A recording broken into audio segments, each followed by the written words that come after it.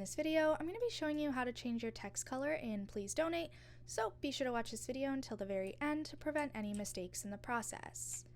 Now, as you can see, if I click edit, due to Wi-Fi issues, I can't actually show you on my stand, but it is a different color.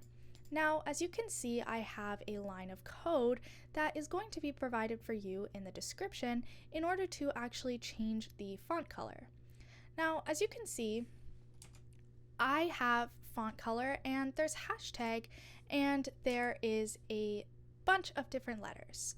Now, as you can see, mine is actually pink right now, but if you go onto Google Chrome and look at the color code that you want, or you can just go here and do color picker, you will actually be able to see different colors and what the actual hashtag code is for it.